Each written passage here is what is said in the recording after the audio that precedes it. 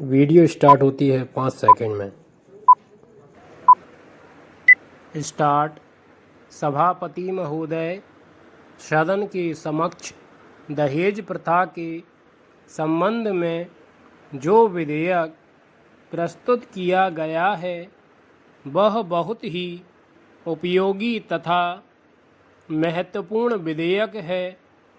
मैं इस सदन से निवेदन करना चाहता हूँ कि इस विधेयक पर विस्तार से चर्चा की जाए और ऐसा कानून बनाने की सिफारिश की जाए जिससे समाज की इस बहुत बड़ी बुराई को जड़ से मिटाया जा सके। मैं यह भी मानता हूँ कि समाज की इस बुराई को कानून के द्वारा जल्दी दूर नहीं किया जा सकता है।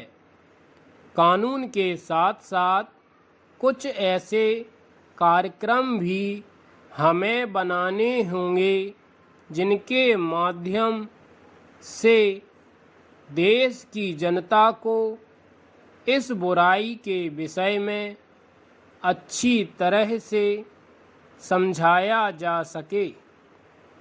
दहेज प्रथा पुराने समय में हिंदू धर्म में प्रचलित थी, लेकिन अब धीरे धीरे यह प्रथा सभी धर्मों में बीमारी की तरह फैल चुकी है और अब धीरे धीरे एक व्यवसाय का रूप ले चुकी है। हिंदू समाज में विवाह भी एक पवित्र धार्मिक कार्य माना जाता था, लेकिन उसके साथ साथ धन दौलत और लेन देन का व्यवसाय भी जुड़ गया है।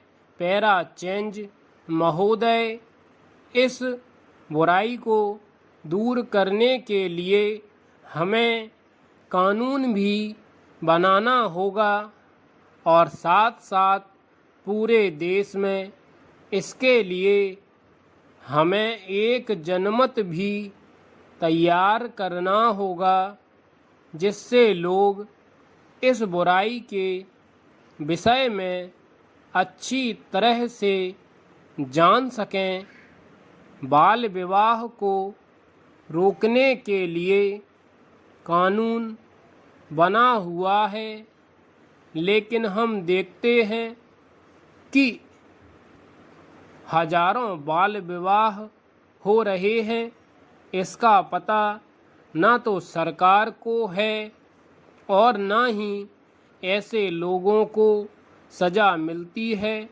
इसलिए केवल कानून बनाकर बैठ जाना उचित नहीं है।